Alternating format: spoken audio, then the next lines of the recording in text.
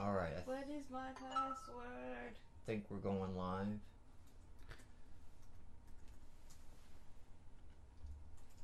I'll get confirmation here in a second.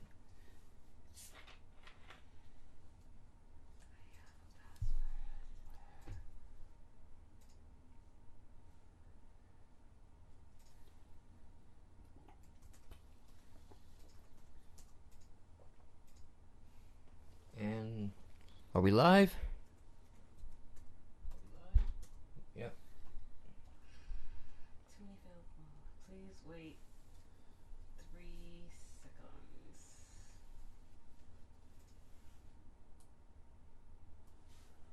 I don't know my own login. It is Justin TV. I am correct on that. Yes. Yep. That's what I thought. Yay! I'm in there.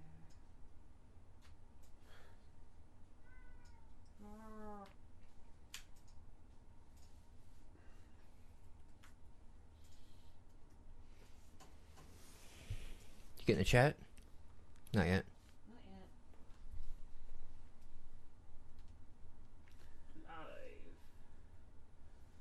Live. Is anyone else on? No. I'm 18. Kind of weird.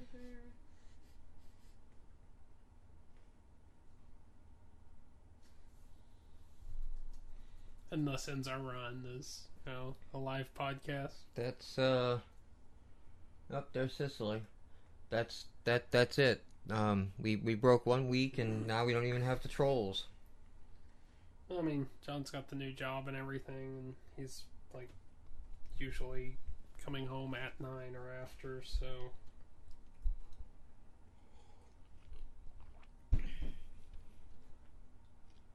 Don't have the video. Haven't we covered this?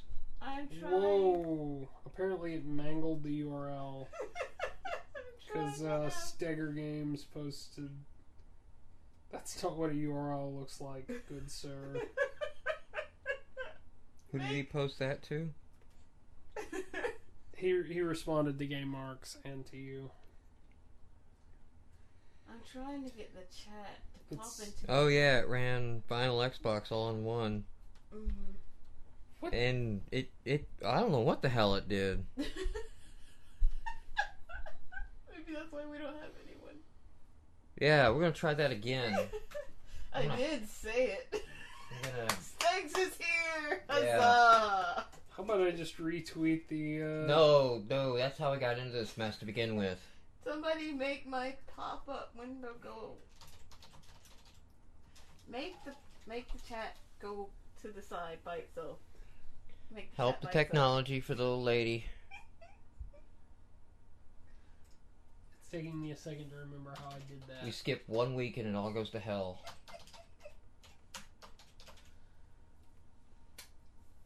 No.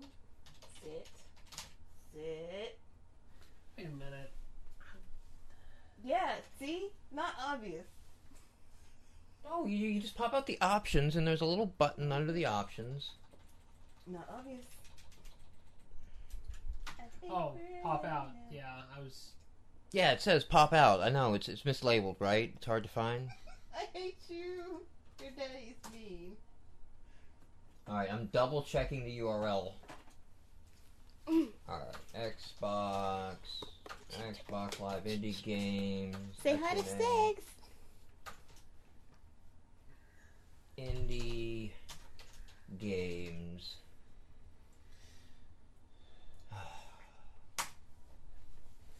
We'll get this shit right 1 week. Will it be past the point of diminishing returns, though? Oh. Alright, well, Stags has almost got his more creepy edition of 2 at Once done from the iPhone. So iPhone gets even more creepy than Xbox. That'll be good for my iPhone that I'm planning to get when the 5 comes out here. Alright. Why did you do We're that? closing down TweetDeck. We're broadcasting. Alright, let's kick this thing off. Everybody good? Hey. Yep. All right. Maybe. Now we're going to try our first real ad. First real ad. First real ad. Hey, Dylan. Hey, Mike. You know what I was thinking about? What were you thinking about? What's the first thing you should do when you're creating your own game? I don't know. Create a Visual Studio project. Start initializing variables. Go to Kevin MacLeod's site and download some music. No, do not go to Kevin MacLeod's site and download some music. Let's stop that right now. But where are you gonna get your music? I don't know. Maybe you can contact him and have him write some custom songs, but just don't download the free ones and use them over and over again. Tooling.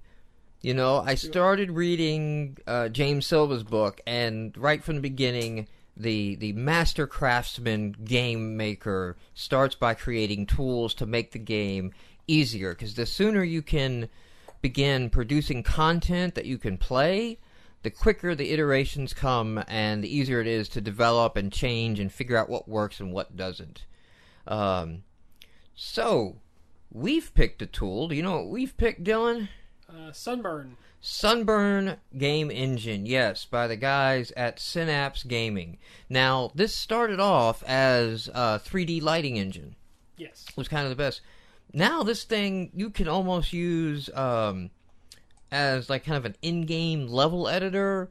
You can script objects. There's 3D sound. You can do collision detection on top of all of the lighting. Right. So, completely build out your scenes. We are totally going down the path of Sunburn for our game Rocks.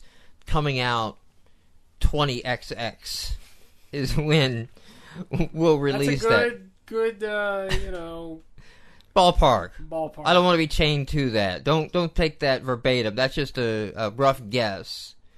Duke Nukem Forever should have used that strategy. They probably would have done better. They probably would have done better if they were running the Sunburn engine. Yes. Ah. Maybe they tried it. They tried so many engines. Maybe it's the one they actually got the ship on? I don't know. I don't think they're an XNA. No, they're not an XNA. No. But if you are an XNA and you are looking for a quality engine, check out Sunburn from Synapse Gaming. Alright, everyone. Welcome to the show.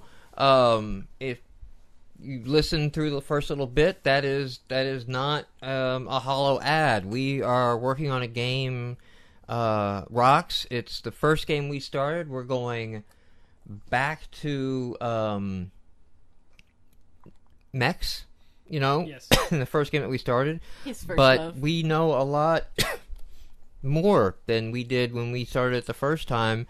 And we actually lined up and looked at a bunch of options and did some deep research on Sunburn, and got to the point of we could try to figure out how to do this. And there's a programming half of me that it's like, hey, yeah. I want to spend a bunch of time learning HLSL, and I want to learn the intricacies of getting 3D worlds going and dynamic shadows and lights. But should we really be doing that, or should we be focusing on trying to ship a game? Yeah.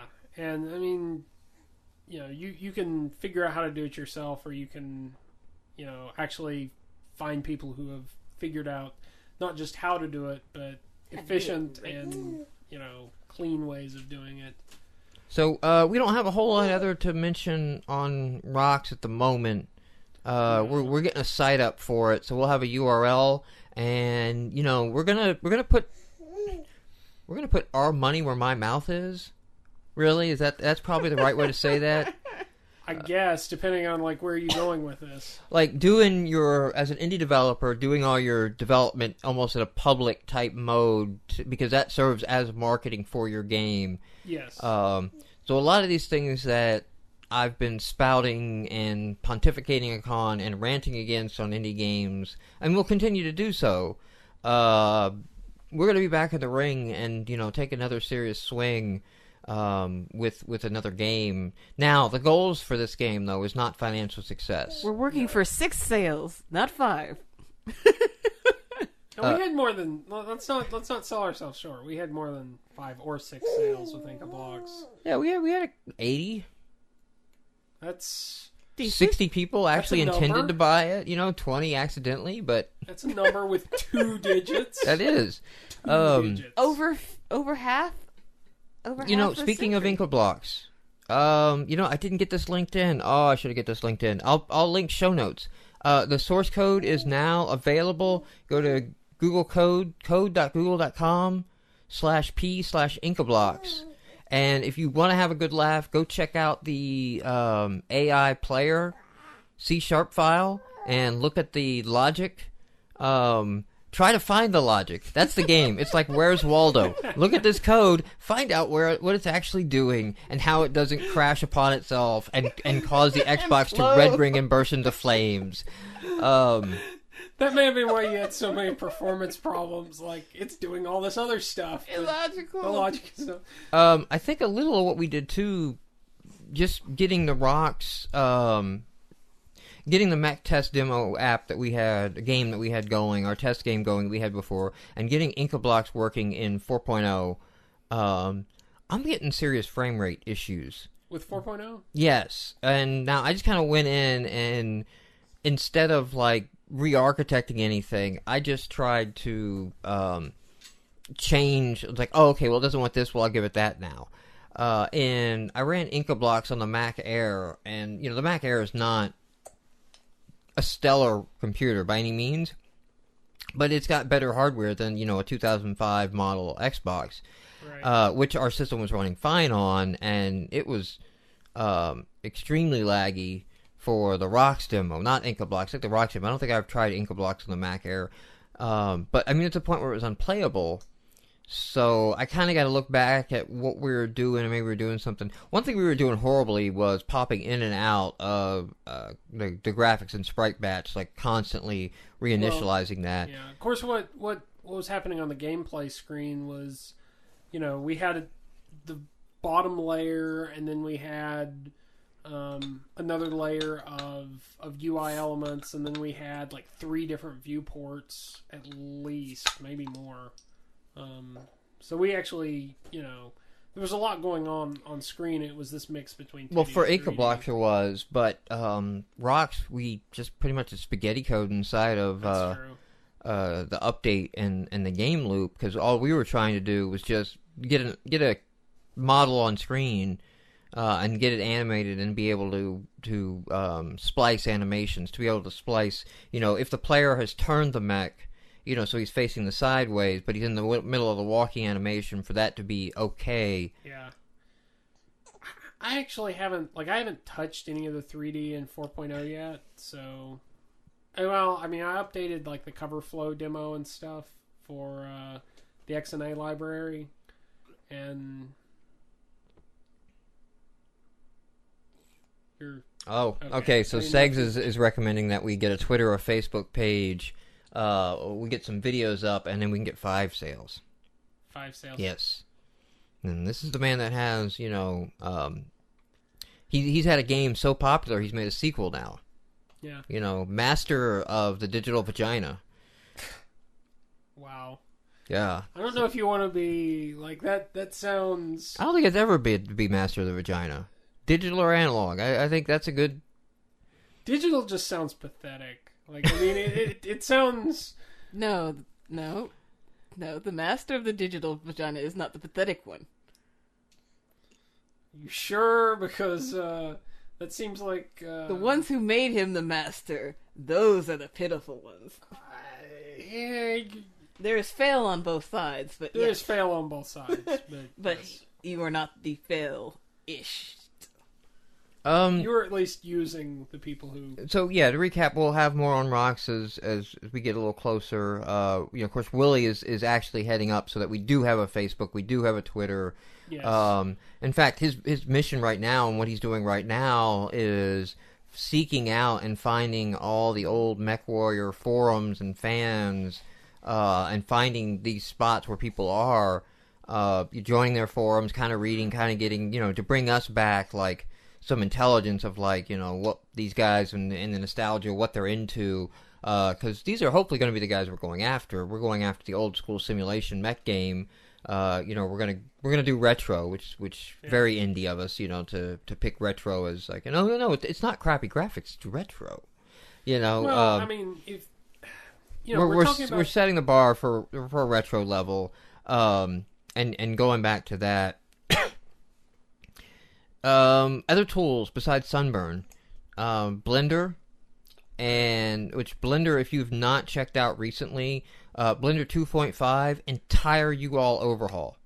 So it is as janky as XSI Mod Tool now. So XSI Mod Tool is not wonderful by any stretch of the imagination. If you've actually used a 3D Studio Max or a Maya, even if you just torrented it and to play with, this is painful for both of these tools to go back. But now you no longer have to splice 5 more fingers onto your right hand to be able to do the things in Blender to do. You can, or Blend. Not Blender. No, Blender. It's Blender. Okay, Blend is Microsoft. Is the other one. Okay, yeah. Blender. You don't have to do this. So it's definitely worth a check out and take another look. If you looked at it in the past. So that's going to be one of our tools. And then potentially Inkscape is going to round out for our vector artwork, and possibly GIMP for non-vector artwork. So that we maintain an actual honest... Because we're going to do this very publicly. Oh, yes, I see what you're saying. Yeah, we're going to do this very publicly. So I want to be able to, not say, yeah, we got this copy of Fireworks 4.0 that we use, to do our vector and things like that. So the interesting thing is that there's a workflow I want to test for 2D animation, okay? So to do, a 2D cutscene... but do an in-game rendered cutscene. So not do a video and then keep the video in your game, but actually to have a couple sprites and animate them, which if you can get that workflow worked out so that it's easy to create those scenes, you get a lot of space saving, and when you're trying to hit, a target size on X and A, that's important. You just can't go and you don't have 4 gigs, 6 gigs of DVD just to fill up on video. You have to kind of watch what you're doing. So the workflow that I've read from the forums, and I kind of got this idea, is to go into Inkscape and create your 2D vector art and put everything on layers and export as an SVG, which will keep the layers and will keep the vector artwork, and then import the SVG into Blender, and then use Blender to animate the 2D scene. So basically, it's going to actually be a 3D scene now with a locked camera, and it's going to be almost similar to the way South Park kind of does its animation, or used to do their animation, where it was just cardboard stacked on a piece of cloth or something. That kind of process. So you're in 3D, but you're not really utilizing it. But it'd be easy to add a parallaxing, kind of have a dolly zoom effect or any of those things happen on 2D. But the key is if we can work out that workflow, that'll work very nice for us to be able to create some nice cutscenes and things, because essentially the artist can lay out the entire scene without any help from the developer, and yet we still get the in-game rendered cutscene features. Yeah. So that's looking like that's going to be our tool set to go forward on the game, and we'll update you if that changes. Yeah. So let me start with you, Cicely. Games we've been playing a hell of a lot of all the fucking time recently. And it's actually been on the Xbox. And it's actually an indie game. I know. Well, aside from the game that I'm going to mention next, I've been playing a bunch of Portal, but I played The Avatar Legends. And I think we talked about it a couple weeks ago. You don't have anything to add now that to go into... we talked about it. It's what I wanted, a combination of Link and what's it called? Mass Effect and... Mass Effect? Yes. Really? Yes. Okay. Because you got points that you can put to speech. And depending on if you've got enough speech points, you can have some awesomeness. Or you can do my oldest the older stepdaughter and not go the complete route that you would think, and then tick off somebody so they only give you half the goal that they might have. So it's actually the RPG elements aren't just stuck on there, Because it had like a complete questing system, and there's multiple ways of doing stuff. Sometimes, if you don't have enough speech points, if you have enough gold, you can be just like, "Hey." I think the game box or the game description is promised like 10 hours of gameplay. But that was for a non-OCD person, right? Because you've passed that, haven't you? You've not finished it. I think 3 times over I've passed that. Was this $1 or a $3? Yeah, $2.40. $2.40. So this is a $3. But I think it was on sale, so it might be more than that now. Oh, was it the one that launched and said for a limited time available at $2.40? On that, I don't know how that's working. For anybody who's the same mentality as me, then $5 is fine. Yeah, $5 is fine. I'm just amazed at what you're getting at $3 in this game. I mean, this is the Avatar role-playing game that you wanted to play. Like this is what you want to do with your avatar a lot. Is actually see them through a game, literally as your avatar. Going through. Any Ultima 7, Ultima 8 fans, not Ultima 6, like, Avatar, well, for the longest time, like, I thought Avatar was the character in Ultima. Like, I didn't realize Avatar was a generic term that you could apply to multiple things. So, like, when people would reference Avatar, I'd be like, oh, you played Ultima 7 too? That was badass, Yeah. And they're like, what the hell are you talking about? So have you actually played any of the multiplayer or the I did get adventure in builder? I've tried to do Jasmine has now learned to grab a hold of things like cheeks. But I've tried to do the builder, and every single time it's crashed. I haven't actually reported that crash to their website. I did report the bug that I found on there's a search quest where you have to find 15 little robotology statues, and if you touch the ones that you've collected that he's put outside of his little tent, then the game gets very stuttery and sometimes will zoom out like you're going on a picture screen, which is fun. How's the writing held up? The writing is pretty good. He makes a reference to Xbox Hornet, and then forget his name. Starts with an M. You may have seen Xbox Hornet on the Twitters. And then there's a Red Hat joke, and then several other gaming jokes, and all the graves are death jokes. Like, what was it? Yeah, that's nothing new. No, nothing new. Dead. It's not funny new, tombstones in an RPG. We're not breaking ground on that one. No, we're not breaking King's ground, Quest, but we're doing it with my Heroes of avatar. Final Fantasy. Yeah. Even Baldur's Gate. I mean, yeah. So, Dylan, you've been playing a lot of something too. I dug. All right, you haven't been playing anything. You don't get to talk at this part. I dug through the massive backlog of codes we have and started playing Minions, which is actually been pretty enjoyable. It's kind of depending on whether you're playing in third-person view or top-down view. It's either like a third-person shooter or a twin-stick shooter, and it's actually pretty good. Like there's some strategy involved in, weapon choice. You've got a bunch of AI minions that go fight the other side's AI minions. Yeah. So that actually works out pretty well. And there's even like an RPG style leveling system. The problem I've kind of run into, and I'm not sure how much more time I'm going to put into this, is I've gotten to like the 4th level, and there seem to be 7 levels as far as I can tell, unless the list at the bottom scrolls. In the 5th level, like the first couple of levels, there's no way you can actually die, as far as I can tell. You just respawn if you get killed, and it's usually clearing out all the bad guys, so you've got infinite chances basically. 4th level, you have to stop a tank from getting from the enemy base to your base, and the level is fairly well designed. has to go through multiple sets of turrets, and it's got this kind of winding road. So you've got time, and you've got multiple areas to attack it. I've played this thing, I don't know how many times, and it's like 5 or 10 minutes each time. Maybe more than that. I haven't actually timed it.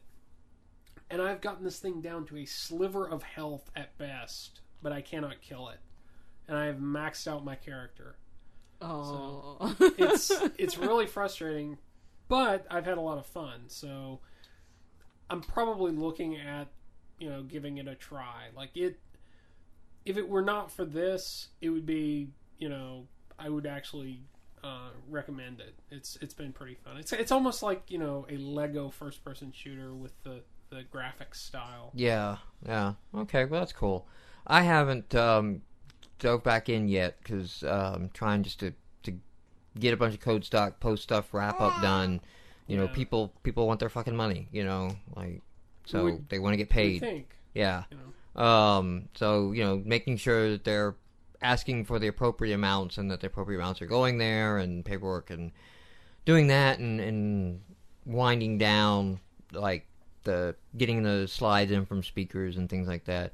I know I want to go back and finish up Irida and finish up Mute Crimson.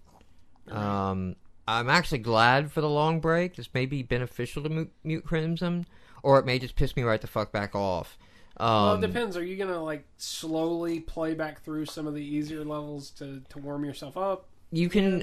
If I remember the game right, there's a level select screen, and so yeah, I can kind of jump back in some of the levels, and I may do that. But I mean, it was so fucking ridiculous to where I was at. It's like, does anyone finish this game? Can anyone finish this game? I don't know. Do you know how many levels there actually are? There is I want to say I'm on the final level from the way it looks like with the locked. There's a locked level screen, or it shows you you can't go further in the level select. So it seemed like I was at the last level. There was a particular boss at the end of level 4, I think, that I was about to give up on. And the 50th time attempt, I finally get through that boss. So I don't know. I don't honestly know where I'm going to come out. I mean, it's definitely not a pass, but try or buy. It's qualify either way. So going back to that will give me okay, because you were trying to rush through this, that was a negative experience on the game, and it's better than I thought. Or no, it doesn't matter how long you take playing through this, and how many breaks you take. It's a pain in the ass. It's a funny thing because on the Giant Bomb podcast, I recommend anybody listening to this go out and listen to the first hour or so of the Giant Bomb podcast E3 Day 0 recording. Okay, on that podcast they had a couple representatives from Microsoft Xbox, and they also have Jonathan Blow on there, which is kind of weird because he's kind of a different type of guy, and doesn't really sit in with the Giant Bomb crew as well, because he's a little higher class than they are, I think. Now I love Braid, and I kind of love the guy that has vision to go off and do something wildly unique and new. But with the Microsoft Xbox guys there, by the end of that hour, around the 40-minute mark, shit turns real. And Jonathan Blow, get to the point where Jonathan Blow is just calling out Microsoft on bullshit TCRs. I forget what that stands for, but that's basically the evil checklist for XBLA. So if you're going to XBLA, there are these TCRs or TRCs or whatever they're called, and they are the rules about your game. And, one of them, he basically said, they prevent me from making the game I want to make. And now, if, some little jack-off indie guy says that, I'm like, yeah, whatever.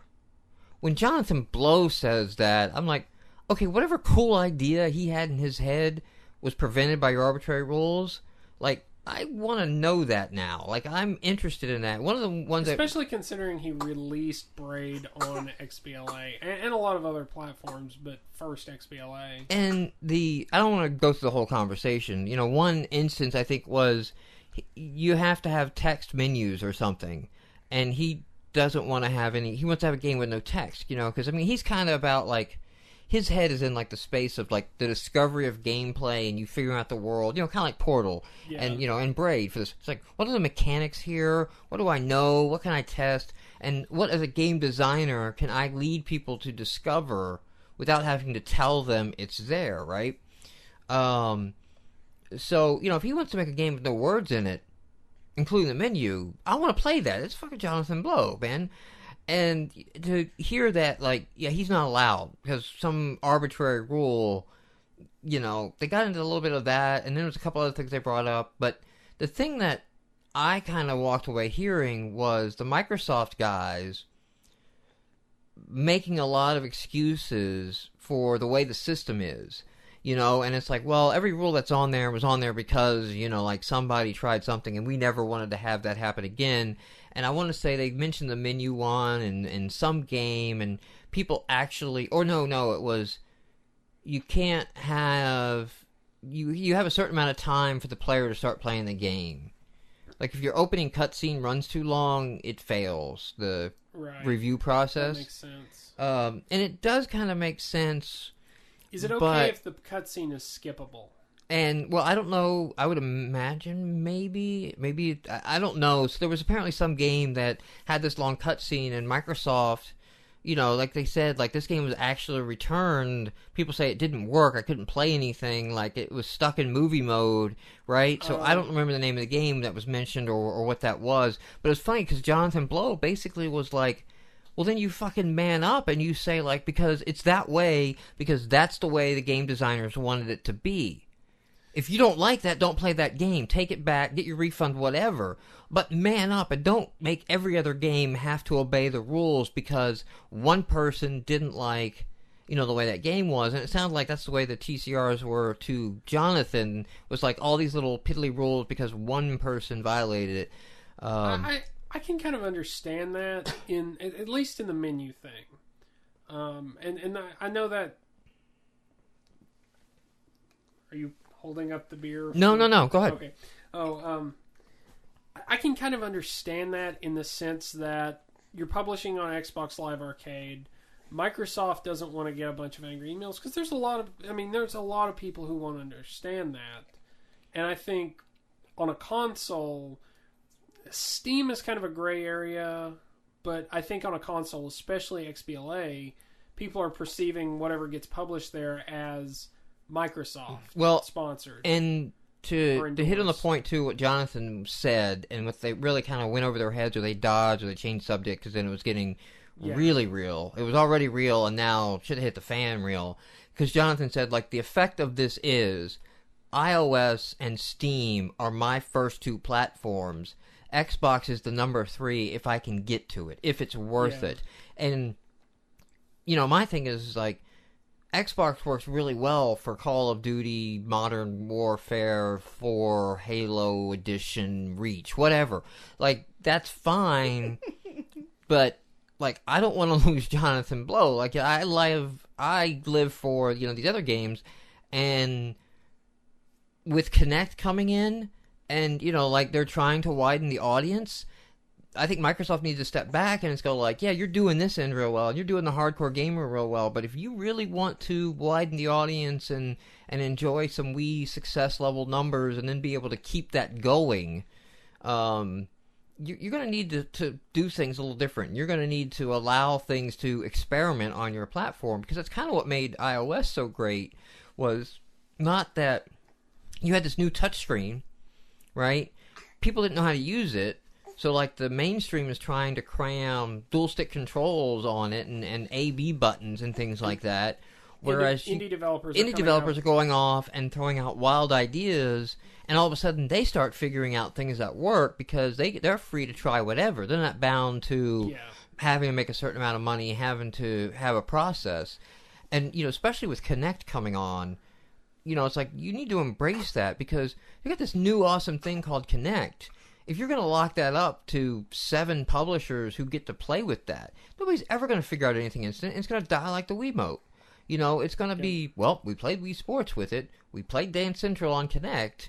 And nobody really got the cool stuff with it. Well, there is another side to the Wiimote. The Wiimote actually, there's a lot of third-party developers. They're just putting out shovelware. Well, there are third-party developers. There's no indie developers. You still pay a full license kit. I mean, I think basically, if you've got the $10,000 or $15,000 or whatever, Nintendo will take your money. They don't care. Yeah. And I think the Wii title's proven that, but that keeps out like the guy who's willing to throw out. Plus, Nintendo doesn't have downloadables set up, and you need downloadables working, not the crap they have. You need real, easy to find download markets going, so that I can throw up 99-cent trial apps and does this work? Does this work? But as far as Jonathan Blow, I can understand why Microsoft would be hesitant and would develop these rules. And I'm not justifying it, but I can understand that basically they're dealing with, as developers, you have to understand they're dealing with the end user. Some of those end users are going to be awesome. Yeah, and some of them are going to blame you if they don't understand it. And I'm not saying Microsoft is wrong in any of their TCRs either. I'm like, Microsoft has their reasons, and they have how they got to this point. The thing is like, look at the history of like how Sony screwed up the PS3. Like how they went from being awesome with PS2 to PS3. They didn't adapt, right? Oh, I agree. And they just thought, because we're the top, everybody's going to stay in line with us. Everybody's going to follow us. We don't have to adapt or be nimble or change in any way. And I think Microsoft is definitely doing this in a position to do the same thing with this console cycle. I only hope that Sony and Microsoft don't make a Dreamcast level mistake, because they actually have had a lot of. Well, speaking of this cycle, Sega. But anyway, let me finish what I was going to say. I think Xbox Live Indie Games actually, in a perfect world, is where Jonathan Blow could go with an idea like this. Like, the restrictions are eased. He can do it there. It's not as endorsed by Microsoft, but all the problems with Xbox Live Indie Games that, I mean, he's obviously, if he can get the Steam, why would he go to XBL? Exactly. Because I think we talked about this earlier in the day. No, I talked about this with somebody else. I was talking about like that game developers aren't as beholden to a platform as other developers. So, in the business world, like, you become like a .NET C#, you become a Java Oracle, you become a something guy. A something developer. That's attached to you, and that's what you work in. And then something comes along, and it's like, well, I'm not HTML5 JavaScript. Like, I gotta go learn a whole bunch of stuff. But game developers, if they get a game working on one platform, they just naturally look out and like, what can I take my game to next? Like, I want everybody playing my game. So can I get it to iOS? Can I get it to Android? Can I get it to, where can I stick my game and get that? So they're not as locked in mentally, I think, as other developers are. They're open to switching around platforms. So that Jonathan Blow doesn't release on XBLA anymore, and he releases on Steam. The pay's the same or better on Steam, from what I've heard, from like the Super Meat Boy, Team Meat guys. Yeah, I don't know how that is for everybody, but I don't want, as a fan of console gaming, to have to learn that lesson the hard way, right? I'd like to change in advance. But speaking of new consoles, yes, getting into news now. Nintendo, the Wii U. Did you see this thing? Nintendo. I've seen the promo video that they played. So you have like a weird iPad. It's like, well, it's kind of like an iPad with like an Xbox controller wrapped around it, or like put a giant iPad in the middle of your controller. Or you just kind of flatten out the it looks like a GameCube bad controller. One and all remote. It looks like one of the programmable ultimate remotes that you look at that thing and you're like, nobody uses that. Like, come on, look, I don't know. We're not going to go too much into it, because Nintendo's not really the point of this podcast, but yeah, I think Nintendo's missing this round. Like, I don't see this being anything. Like, I don't want to play. Like, I know they want to have parity with the other consoles so that you could port them over. Like, I'm not playing Gears of War on that funky little thing. Like, it's pretty well set what a good controller looks like, and that thing is not it. And I think the Wii U will support a lot of old Wii peripherals, so I think they may have that covered. You know, hey, if you've got the classic controller. No. I'm talking about they want to have parity with current consoles like Xbox and PlayStation 3. They want. Yeah. Their problem is there's no, first-person shooter Call of Duty comes out, and there's no Wii edition because they're not going to bother porting it to the Waggle. So now they have oh look, we have two thumbsticks and buttons. And they're not going to do what Smash Brothers or Mario Kart did and say, oh, you can just use the classic controller. Because that's kind of admitting defeat in a certain sense. So they're trying to have they want Call of Duty to be able to hit their platform like the rest of them, and bring back in some of the hardcore gamer, but that is not a hardcore gamer's device. No, and actually, watching the promo video, there's a lot of cool stuff. You've got the ability to play games on that touchpad when the TV is off. You've got the ability to kind of use it as this augmented reality sort of thing. It had a lot of cool demos in the video. What worried me is I didn't really feel like there was a single connected, they weren't selling me this single connected experience. They were selling me a bunch of, well, you could do this, or you could do this, or you could do this. So games are going to be all over the board. It's kind of like, the thing I compare it to is when you first played the Xbox 360 after playing the Xbox, or when you first played the PS3 after playing the PS2, you got a sense that the system was much more integrated. They'd integrated, dashboard features. They'd integrated online play. They'd really, progressed. Playing the Wii, you didn't really get that sense. They had some new cool things, but they didn't really have a story or an experience tying the whole thing together. And that's what I'm afraid the Wii U will become, is just tech demo machine. I think, it's I don't know. It's good fodder for the other console developers. Nintendo can amaze, but I think we got a power glove here. I think that's what Virtual Boy. That thing. It's going to have some neat novel games that come from Nintendo that they have envisioned for it. Yes. But outside of that, it won't be of any interest. Let's see, who was it? Stegs in the chat was talking about on our last podcast that it was brutal hearing about the reasons why you're probably not going to see Kinect for Xbox Live indie games anytime soon that we talked about. And if you really want to get ticked off, you listen to that E3 podcast from Giant Bomb. The Microsoft guys actually say how awesome they are, and they say, you can go get Kinect, and, get all this, and you can get App Hub, and if you're an App Hub creator, run that Kinect on your Xbox, and it's no, you fucking can't. And the fact that you don't know this, and you're, deeply embedded in the Xbox team, really pisses me the fuck off, that you guys don't realize, how limited it is, that you would say something like that on another podcast, and act like, yeah, you can... We're just not doing it, apparently. Indie games are just not releasing Kinect, by choice. You get the sense that maybe there's... People want, the developers... And we've got this impression from some of the other issues that have come up in the community. Developers really do want to provide better support, but there's kind of this... disconnect on the marketing end. So, speaking of Kinect and Kinect support, guess what's coming to the Xbox with Kinect support? Minecraft. Fortress Craft is probably fucked right now. Yes. It's I hope sales just dry up on that. Whatever your plans were, doesn't matter. I assume the Minecraft port had to come before Fortress Craft.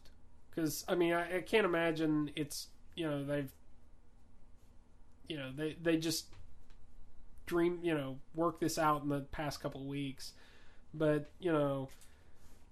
if people knew about that when Fortress Craft hit and saw the impact that it had, they've got to be, rubbing their hands together. Yeah, that's true. They were probably, watching. Although, you know what? It probably did spark internal conversations about like shutting it down and things like that.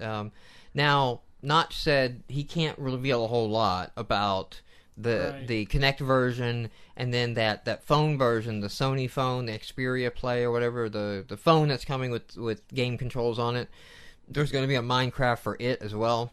He did say both of these are designed for their platforms. Right. So these aren't going... It doesn't sound like these are going to be joined in with the PC version. You're not going to like play Minecraft on the PC connected to your local friend server and then go to the Xbox and connect to the same server that you play with the PC. There won't be any kind of cross-parity play, which, you know, with Minecraft coming to XBLA like that, they can't update. They can't iterate the way they do on the PC. No. So I don't want to see the PC suffer. So if they split and it's like, yeah, this is this one thing we did for Xbox, I'm fine with that. I'll buy that. Notch will be a double billionaire over and again because I'll buy it again.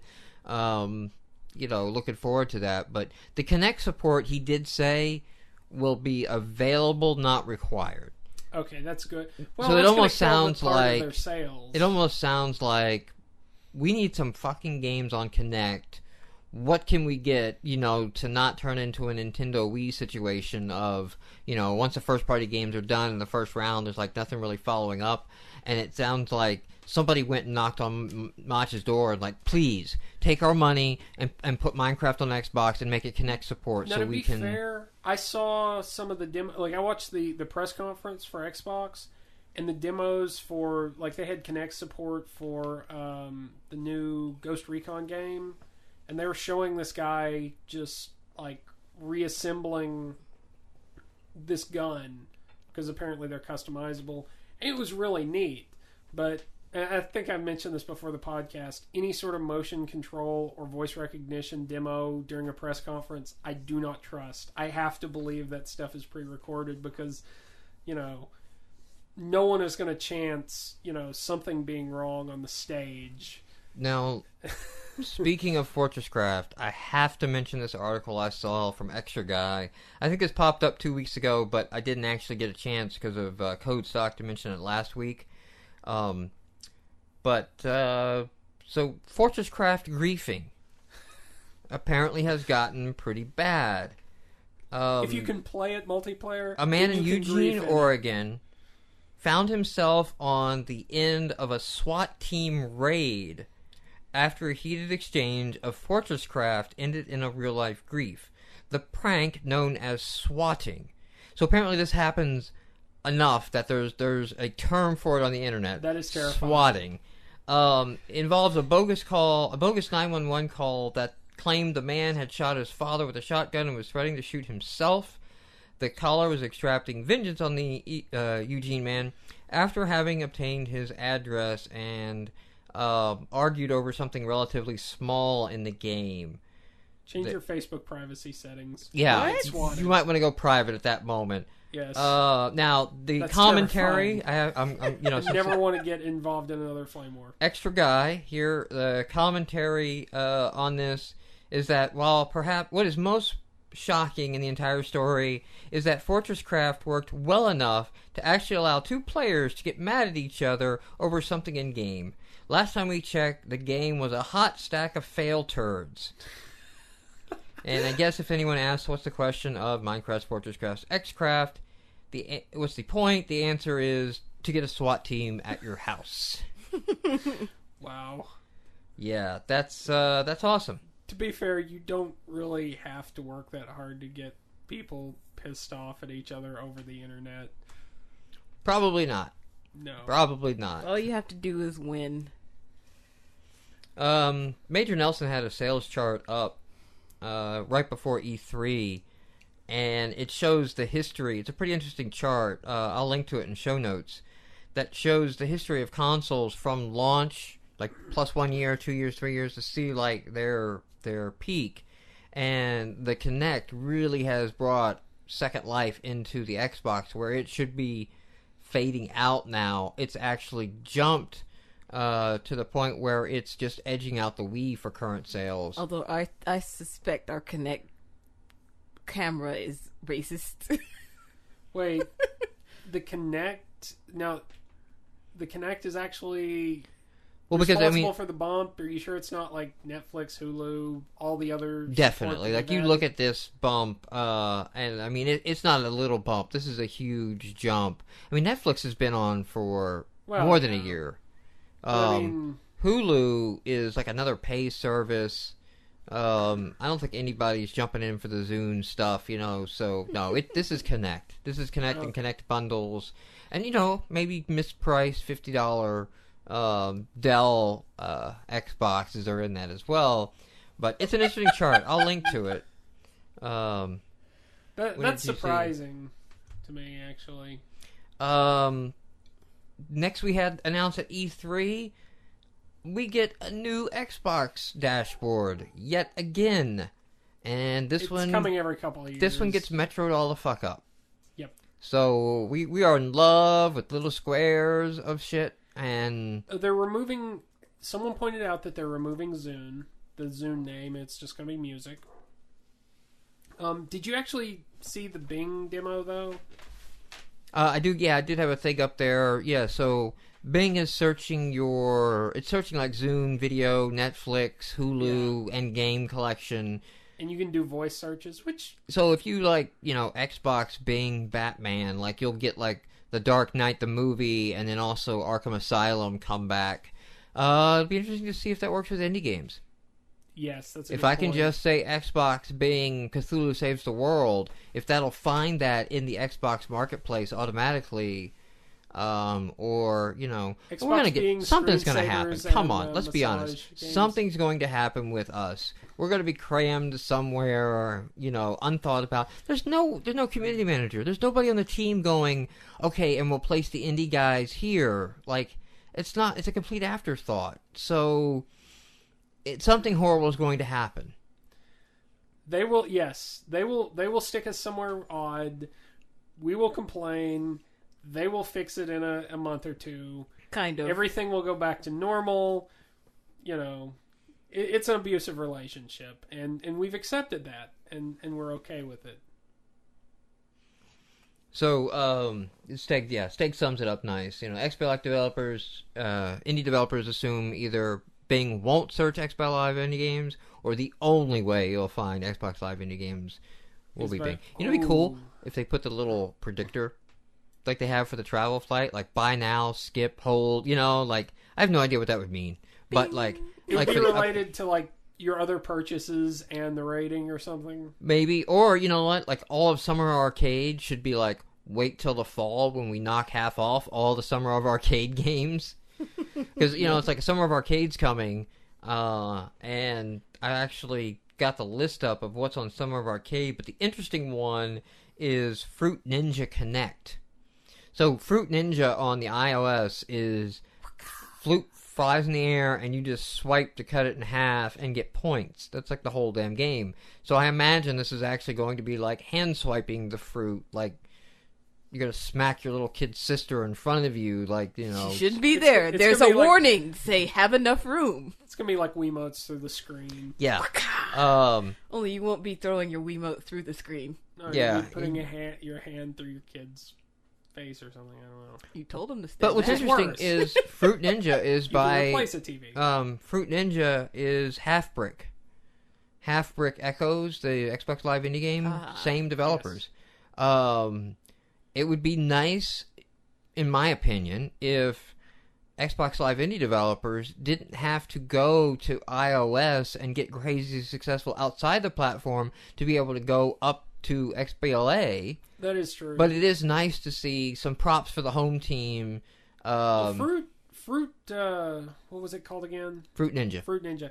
That was one that was being used to compare, because aren't they on iOS, Android, and Windows Phone 7? Like, yeah, they're an everywhere game now, yes. They basically hit mobile for a while, and then... Made some money. Mobile is doing better than XBLIG, yeah.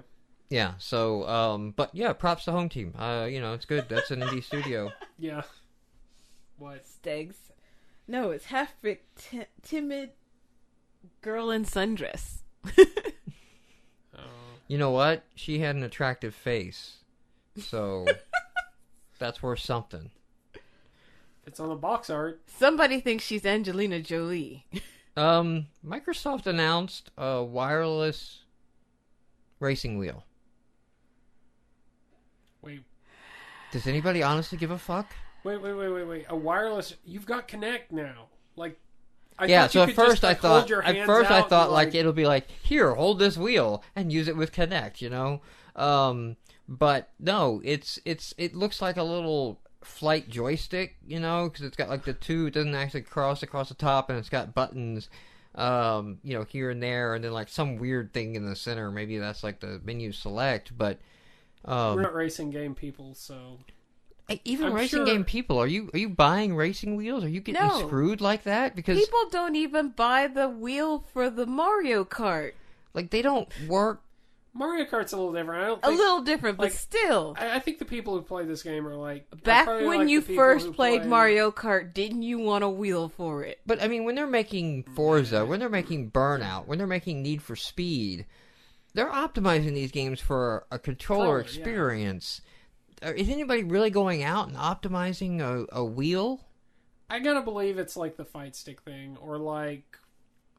I don't know. I don't even know guys that have flight sticks on their PCs anymore. No, fight stick. Oh, fight stick. Like, you know, like arcade stick. I would think you'd need a whole cabinet system set up for a wheel to be nice.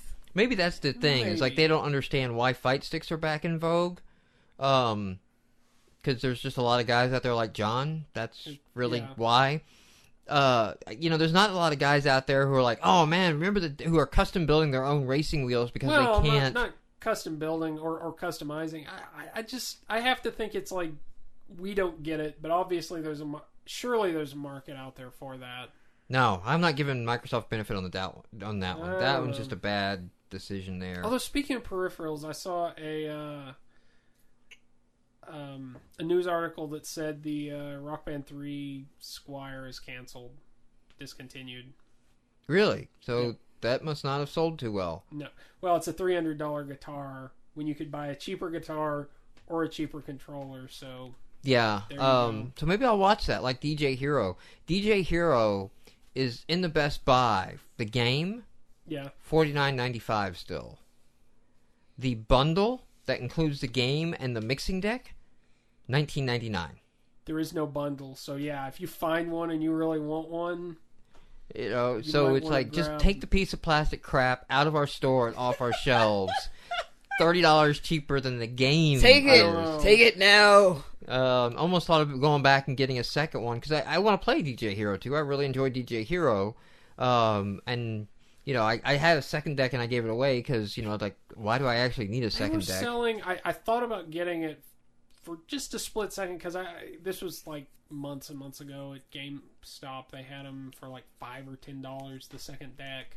I had somebody who listens to the podcast email me XNA code for the PC, not for the Xbox, to hook up to DJ Hero controllers and have a mixing deck and use that. I haven't run that because it was right before Code Stock that I got that, so you know, I definitely want to mess around with that and, you know, see what that is. And, you know, again, I want to play DJ Hero 2 for $30 cheaper. I get the game and the controller. Why not, you know? Yep.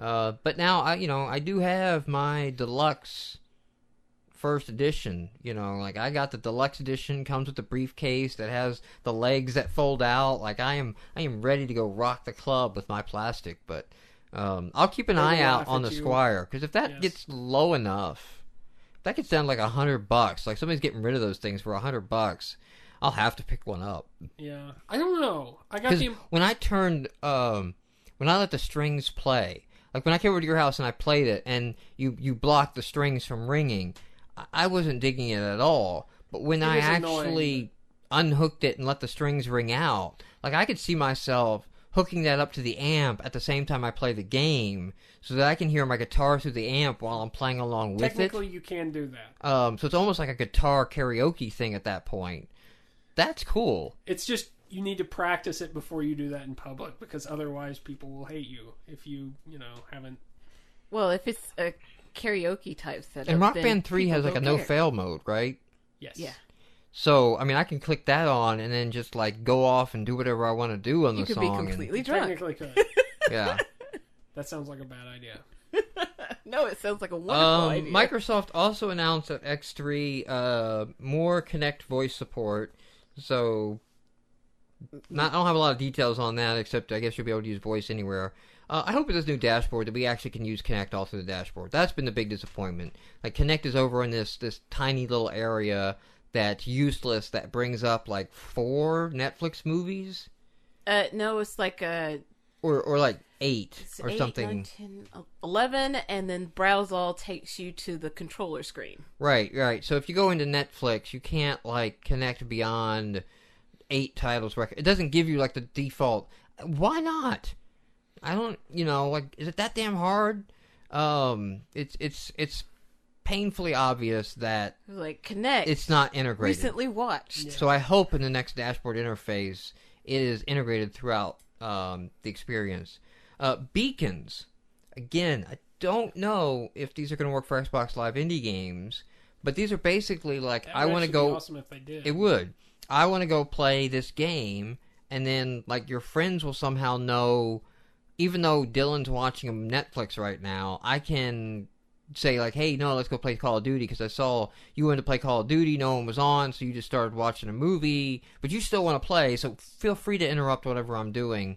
I think it said that it would be integrated with like Facebook and probably some other things. So Yeah, so it'd be interesting to see how that plays out, how that all works out through the system. That could be pretty good. But the last thing that they didn't really announce at E3, but they sent out a press release and a lot of info when they were talking. Part of the press. It wasn't part of the conference, press conference. which I guess makes sense because you can't really like. But You cloud know, storage for saves and profile.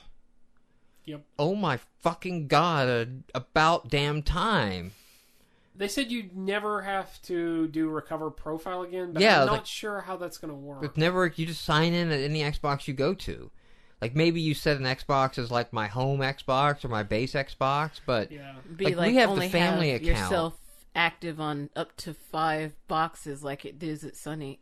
Yeah. we You have wanna be able the to family revoke it. account, but so we From an put Xbox. our profiles on thumbsticks, so we have 2 Xboxes.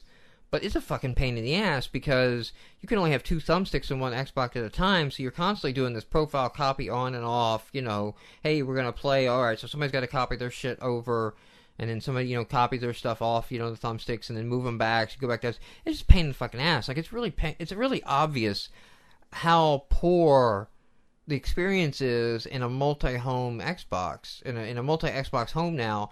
And granted, for several years, that's probably like an exception, not the common thing. But I think Kinect is making that a lot more frequent now, where, you look at a Kinect for $150, you look at an Xbox for $250 with Kinect or whatever that starts at, Yeah. or even, maybe it's $300, I don't know what it starts out with Kinect, but you look at that and you start to go, you know what? We can use a second Xbox. Like, we're playing this enough. The Netflix, the movie integration, the media player, ESPN, like, it's all of a sudden, it's like, well, we get to play our games on it, and we won't need to buy a Roku or whatever to go with it. You won't get mad at me for watching ESPN. I also play a heard that game. YouTube is coming, Yes. so we might be able to actually get GameMarx on there, for Christ's sake. That Along really... with all the cat videos you can watch. I mean, so Have you watched Ba? no. B-A-A-A. I just think it's 3 A's. B-A-A-A. It's this digital sheep animation. What is seen cannot be unseen. Oh dear. I'd rather not. Yeah, everybody out there in chat right now, you can just go jump out B-A-A-A on YouTube. No. It's only like 3 minutes. We'll be It's done. only like 3 We'll be done minutes. soon. It's okay. You can tune out the next 3 minutes. So yeah, the YouTube on there on Xbox, if it taps into profiles, so like my subscribed channels, I can quickly access. Then we can kind of encourage people like, hey, subscribe to YouTube and on GameMarx, subscribe to the GameMarx channel, because we push all our videos to YouTube and in a couple other places as well. It's one great thing that Blip TV does for us is they give us a little platform and we can just go in the back end and say, push to Facebook, push to YouTube, and it does all that for us and gets it in the right format that's needed. So if YouTube appears up and that channel subscribes, then, you know, we could be on the dashboard just like, what was that weird, the Charles show, Independent Charles show? Yeah, we could do just like Independent Charles. Wouldn't that be so awesome? I guess. I don't think they run that anymore. I think they even like, they were like, hey, we're British, but that's just fucking weird. We're not. I don't think I have any more E3 Microsoft. Did you? I mean, there was like Mass Effect 3 and stuff like that announced, but yeah, I mean, the first half or first like third of their press conference was basically, hey, we got Ghost Recon, hey, we got, you know, all these other games, Gears of War 3, stuff that I'm not really that excited about. So I was kind of like, okay. Some of it looked pretty cool, especially like the Kinect integration into, like I said, Ghost Recon. It looked cool from a tech demo perspective. I just can't wrap my mind around playing a first-person shooter on Kinect. I keep going back to like Red Steel. Neat idea, because you have to stand in place and always, you know, you can't turn around 180 degrees from the screen. I don't know how that'll play. But anyway. So, yeah, that's what I got from E3. I did catch this in the forums. There's a forum post getting Flash to work in XNA. What forum is that in? That is in the Arts. App Hub Interest Arts forum. Dude, I professionally stalk these forums. Yeah, I was going to say, like, I don't think I follow that in RSS at all, but Arts seems like a weird place to... It doesn't... Practically, it makes sense, but I'm like, no, that's so. Like this Esoterica America, which we'll discuss in our new releases, use this and kind of develop this V7 Entertainment. But they basically could take the Flash Swift and convert it to an XNB and then run it content pipeline and everything and get Flash executing on the Xbox. I think it's damn cool. I think XNA, Xbox needs to open up and embrace even Windows Phone 7.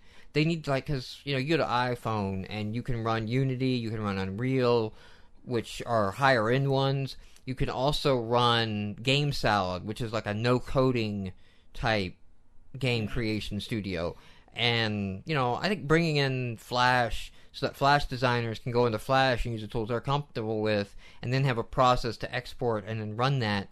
I mean, we played the game. It looked pretty damn... I mean, it did... Yeah. Knowing it's a Flash game, it kind of looked like... I thought it looked more like a Flash game. But if you didn't tell me at the beginning, I don't think I would have said, like, this is a Flash game. Yeah, and I think... And you'll see this in the video. I think there were some performance issues with that. But for the type of games that Flash developers are writing, you know, you don't need super high performance. The awesome thing is, like, there's a lot of good Flash games on the web. There's also a lot of not good Flash games on the web. So, like, overall, like, if this is an option, and if this becomes a popular option, it kind of remains to be seen what happens. Again, but that's the beauty of the Xbox Live indie games. Like, I don't want somebody keeping somebody out, you know, for fear of poor quality. Again, you know, I mean, yeah, there's massage crap in there, and it'd be nice to be able to say, like, that's not actually a game, or, you know, something of that nature, but just because it's crappy, let it on there, you know, live and learn. The correct approach to fix that is good searching and rating. Marketplace and rating systems that allow good content to rise to the top. Because, you know, like, Amazon stocks everything, but you find what you want because they have really good ratings and reviews and all that, and they have to work that out. So, which, you know, just real quick aside, there's a app store by Amazon for Android, and they kick out a free app every day. They take a paid app and they give it away for free every day.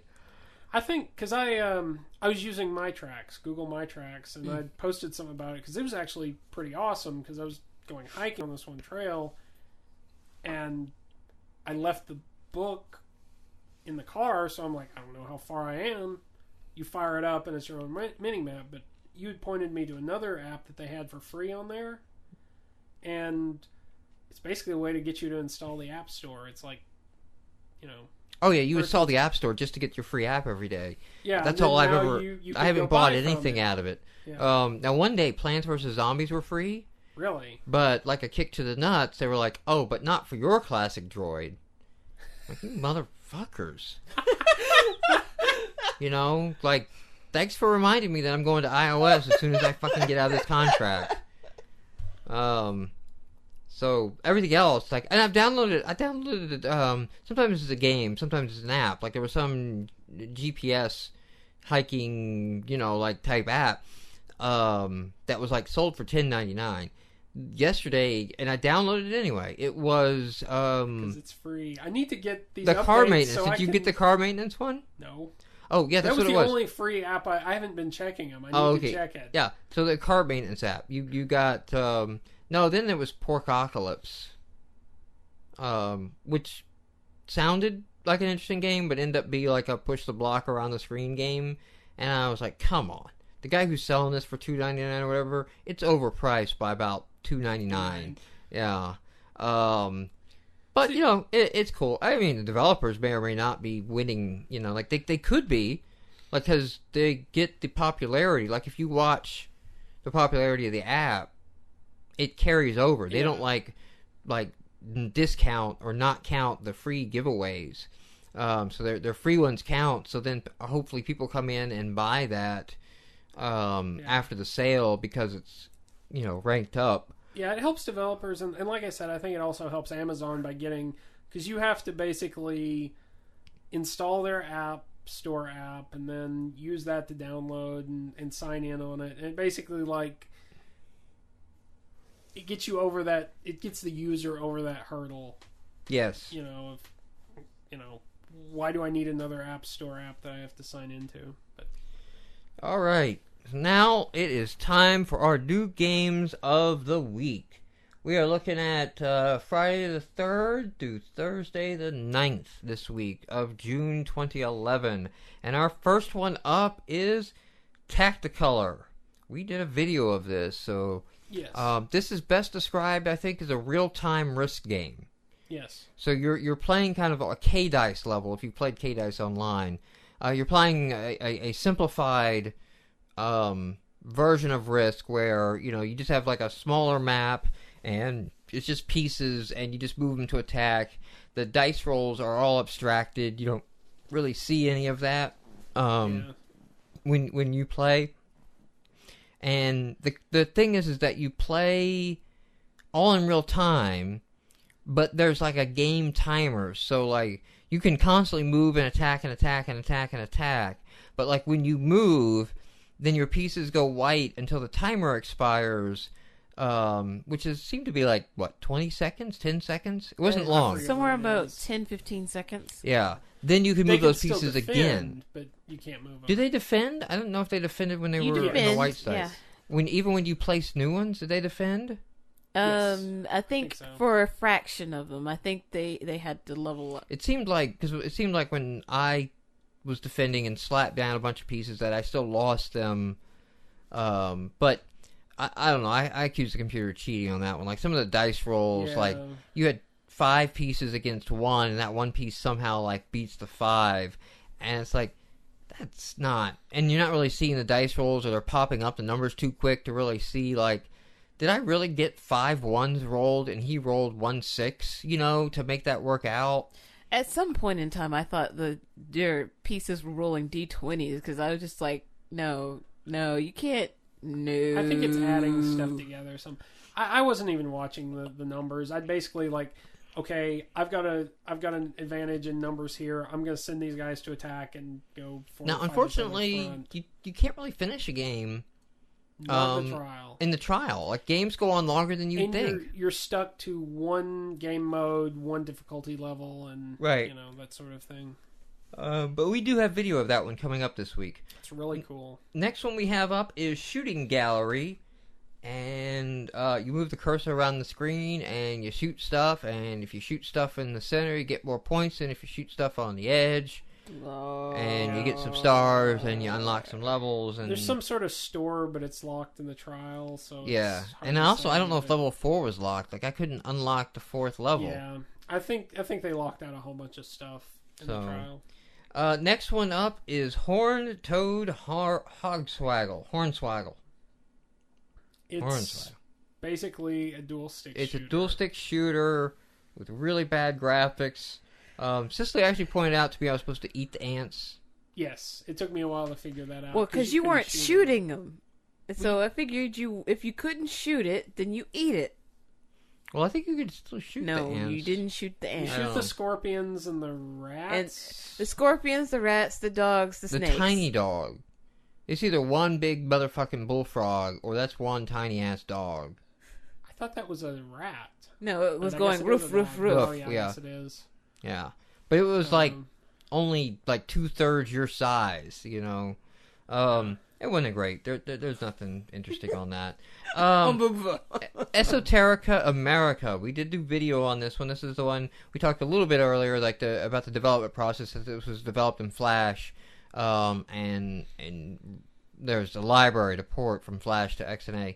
But the game itself seems to start off, at least, as an adventure game. Yes. You know, as go around the room, find the item, find the objects, or things like that. But I don't know if that's really what this is going to be.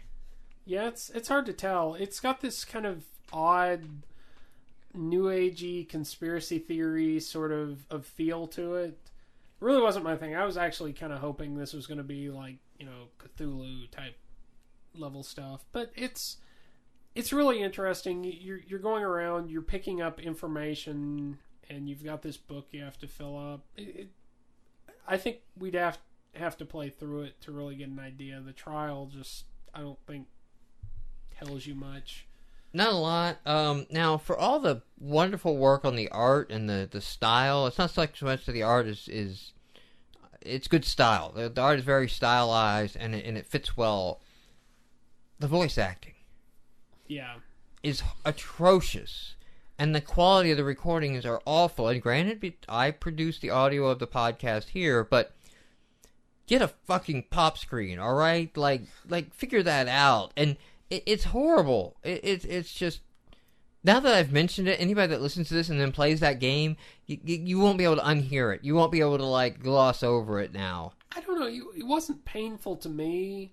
And the voice acting, it's kind of it has its moments where it's yeah, this is actually really good, but then it also has its moments where they try to do the child's voice and yeah, and there's one character interrupts another, and it just doesn't really flow naturally. It's because they were definitely not in the same studio. We did do video of that one, so that's coming. So Indie is not a license to suck. Our next game is Bunker Buster. And this one should win the most misleading boobs of the week award. That shouldn't be if that is I've a regular seen it 2 weeks in a row now where we have if that is a thing, boobs on the cover that are no significant gateway in the game, other than static image artwork of boobs.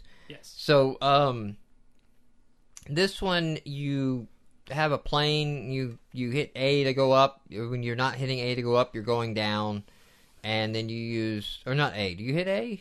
Or do you use a trigger? You hit left trigger to go up and R left trigger to go up and R trigger to drop bomb and to try to hit things. Now, you did point out in the demo, it looks like it jumps around. I thought it went through the first 4 levels. Yeah. And from the demo, not realizing that, I was like, fuck this game. If it's this insane difficult by level 4, I'm out. I'm not interested... this is crazy. But knowing that noticing that it's jumping around in levels for the demo might not be so bad. Yeah. But man, that game got hard. It's kind of this Twitch gamey sort of arcade game. You don't have real solid control over the plane, and it I don't know, it almost like it has a rubber band inertia effect going when you go up or down, it accelerates in both directions, and you can't hold a constant level. And then what's worse is you can crash off screen. Yes, that's true. So if you rubber band too far up or too far down after something, I did that a lot. The next game up is Arc Lancer. What the hell was this one? It's I can't remember this now. It's sort of a space shooter with asteroid-style controls. Oh, yes. This was the 3D thingy. It was a 3D kind of game, but it's played on a 2D plane. Yeah. But it's like a dual-stick shooter, but instead of a dual-stick shooter, you have asteroids game controls, which we all know how much I fucking love asteroid-style controls. None of us like asteroid-style controls. Like, nope. You're gonna do badly on in GameMarx its favor. I mean, it had really bad graphics and things like that, but in its favor, it did have unique and varied gameplay goals. Missions, it seemed like yes. that they were, shoot this guy or collect these things or avoid Hit for a these certain amount of waypoints. time. Yeah. So they did vary it up a little bit, so it wasn't the same thing over and over again. Gameplay wasn't great, but the game concept, and the setup was actually pretty well done. Our next game up is Abmastrophe. Abmastrophe, I guess? Abmastrophe? Have you ever wondered? And there's some... I guess this is like that, don't forget to wear sunscreen thing. That I don't know what that is. What is that? It's some video that... I can't remember who did it. It's basically this long rambling rant or something. It starts out talking about, like, have you ever wondered what happens to the syrup at Waffle House? Yes. It's this dual-stick shooter. I mean, yes, I saw the text. No, I've never wondered about the syrup. No. There was a bunch of things I've wondered while at a Waffle House. What happens in the syrup is not one of them. It's a dual-stick shooter and almost nothing more. Except you collect gold. So you shoot things and you collect the items they drop. Collect gold and sparklies. But they are pretty much a straight-up dual-stick shooter with weird text coming in at you and a rainbow background. I think it's trying to be kind of high art, because when I first started it up, I didn't realize it was a dual-stick shooter. It's just high. High, yeah. Well, when I first started up, I didn't realize it was a dual-stick shooter, so I figured, like, oh, well, these little dots are coming at me, maybe I have to collect them, and then I realized that was hurting me, and then I figured out, because it has no instructions. Next game up is Pick, and you know how we're always complaining about file size relation to games. This one is 716K. Yes. So this is the most bare bones basic attempt at a Rock Band clone ever. It did not work with our media library, and our media shows up. My computer actually shows up 3 times. Once for Play On, which doesn't have any music, but that was the only one it found. Right. Once for Windows 7, and once for Zune. So I see it all 3 times on the Xbox, and it was on the Xbox all 3 times fine, but I couldn't actually get a song to play. Cicely fired up the Play On and accidentally clicked on a podcast that was in the directory. Because it was the only thing I could click on. That thing is unclickable. You can't go from one to the next. I noticed that. Were you using a controller, though? Yes. I think you're supposed to use a guitar controller. I should be able to use whatever I have plugged in. I completely agree. Fail. Actually, I'm kind of confused because technically the guitar controller just sends in controller buttons. So Indeed. Something should have happened. Fail. I don't know. I had the same problem. Like, I haven't restarted Tversity, so I just saw a local music store, and I think it just had like a bunch of sample music that the Xbox came with. Because I'm like, I didn't find that. Is this I stuff? went back out a couple times trying to find, like the example music, and it kept like just loading my Play On server that has no music. So I don't know. From what I saw with her try, I wouldn't worry about skipping it. Our next one up, we did video of, and it is Insanity X. And this is a throwback to Berserk. If you played Berserk on the 2600, you've played this game, which is kind of cool because this is a game, Berserk is a game that I played a lot of on the 2600 that I've thought about redoing. They didn't vary much from the Berserk formula. No. They give you a few moments when you appear that you're invincible, and you can run around, but you still have to face the direction. Like, it really sticks true to like the Atari controls because it's one button in the stick. There's nothing in it. I kind of enjoyed it. I don't think you guys did as much. I remember playing Berserk, and it was not really my favorite Atari game, which maybe can't be trusted because I actually did play E.T. quite a bit as a child. I don't know. At least I could get somewhere in it. But it feels kind of weird on a better console. Like, you know, what passed on the Atari for, you know, good gameplay with, you know, blobs of solid color pixels and stuff, and just a joystick and a button. It feels kind of weird on an Xbox controller. I don't know. We did do video of it, so you'll be able to check that out. It'll be up on the site next week. Decide for yourself. Next one up is Dr. Lee's Extreme Beam Machine, and we did video on this. This is kind of it's not really match 3. I guess it is a match 4, but they don't have to be in line. They just have to be in any kind of connected pattern, and then, you know, Dr. Mario style. When you're playing head-to-head and you match a bunch, it sends stuff over to the other side that they didn't have to work back down. Not much more than that. Like, it seems pretty straight ahead. It's actually pretty fun, though. Pretty fun. Ignore... Just put mute. Just turn it on mute. Oh, yeah. It's got the guy trying to do a bad accent. The next one is Bam Dizzle. I quit this thing so quickly because I had no clue what was going on. Did you figure out how to actually start playing a paddle? No. I don't think... Did you figure out how to start playing a paddle, Cicely? Yeah, and then I was like, you know what? I don't care. So what you had to do was, like, when you logged in and there was like a weird green blob in the center, you had to move that to a side of the thing to... Okay. I only stumbled across that by sheer accident. And then it's a four-player Pong. It's interesting in concept, not so great in execution. I think what bothered me... And then it randomly says Bam Dizzle. Yeah, like every time a ball Bam hits, Dizzle, Bam and I was Dizzle, just Bam Dizzle, Bam Dizzle, Bam Dizzle. I was like, no. That's the only thing that kept me watching that game. Was the fact it said Bam Dizzle? Bam Dizzle, Bam Dizzle, Bam Dizzle, Bam Dizzle. Yeah. Like I said, to each his own. Now you kicked that one out. I kicked this one out. Avatar Word Wave. I couldn't figure out what the fuck was going on in this game. No. I knew what was going on. I couldn't figure out how to do my wave. I got all the pieces. I was like, I want to do a word wave. And you didn't read one of the 17 tutorial screens that pop in your face when no, you're trying I didn't. I just pressed buttons. Yeah. There's nothing right with this game. There's nothing just going on. Because we have to get to our last game. Techno Kitten Adventure!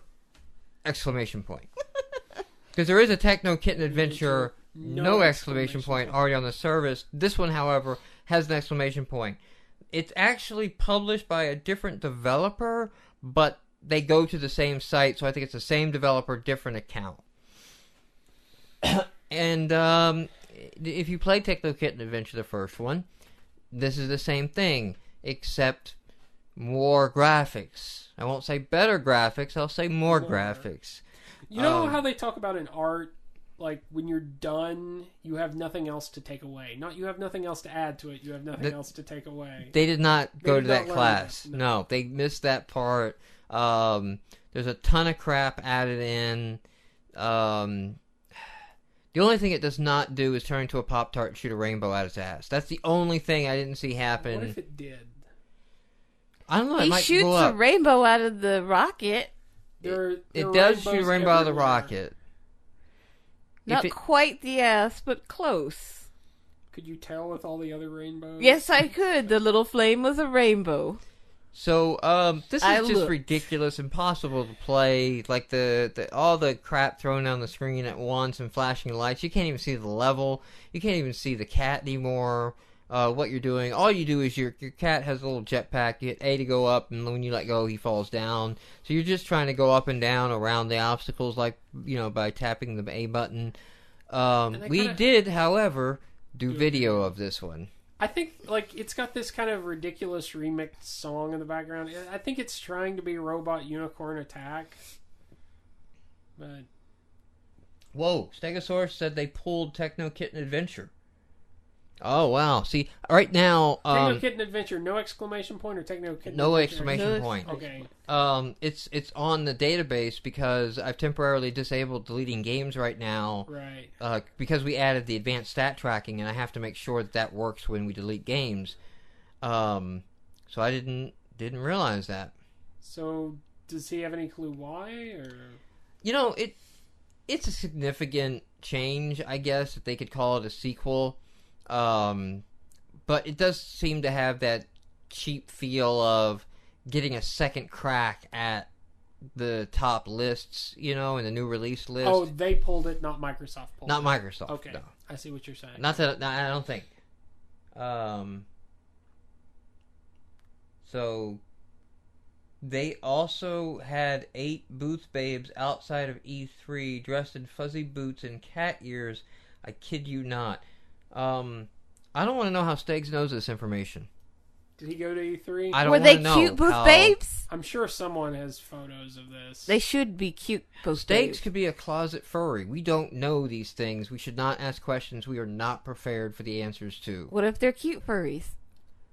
That's Furries. still opening a dark corner of the internet that I have walled off like a telltale heart. You know, I have bricked up furries. It's the beating of the hideous Rule 34. Yes. So that wraps up our new releases of the week. Alright guys, what do you feel for our game of the week? I'll throw out some nominations here. I will nominate Techno Kitty Adventure, because it's that bad of a week. I'll throw out Insanity X. I need to start remembering. I'll throw out Esoterica America. I think... And Tacticolor. I think all those are worthy of discussion. I kind of liked Tacticolor and Bean Machine. Really? I like Tacticolor. I like the concept of Esoterica America. I haven't... Like, a trial is not enough to figure out what they're going for, but it sounds like it could be really deep. So, those would be my 2 votes. Because I liked Insanity X. But I'm not going to carry that one. I guess, Tacticolor... going through the list of what we've got this week. This week, I don't feel we have a real strong lead this week. Where some weeks it's been some strong games that we're arguing between the two. This week kind of feels like, it's a lower bar week. Although Tacticolor actually, I think if we had more competing, if we have better games this week, the issues with Tacticolor might hamper it. Where it was a little hard to move around with the isometric view and know what's going on, but it was surprisingly like fun. It was fun with multiple players, definitely. It was a very fun single player. It does do online multiplayer, so yeah, Tacticolor. Tacticolor GameMarx Game of the Week. I think we can get behind that. Mm-hmm. Yep. All right. Anything? Steg wants us to know that his furry fetish is on game trailers to go watch that. So we can put that on things to do. They don't want to know the this. kitten ear, kitten techno, kitten booth babes. Which, by the way, I did see an interview with Booth Babes, and the whole exploitation or whatever. They are all grateful for the opportunity. They're all grateful. They like it. They get to dress up and have a lot of fun and do something different. They're all modeling agencies, so they're all used to going on these modeling shoots and doing all this and being yelled at by photographers and all that. And they get paid well to go to E3 and work all day, and it's a great paycheck for them, and they get to have fun. And so don't feel bad for the Booth Babes. They enjoy it. They really like it. Feel bad for the overall sexism in the industry. Too many penises, not enough vaginas. That's what the truth is. That's a very that where we go out? Yes, If that's you a wish. coarse way of putting it, but yeah. Sausage fest. All right, everyone. Thank you for watching the show, and let's do this again in a week.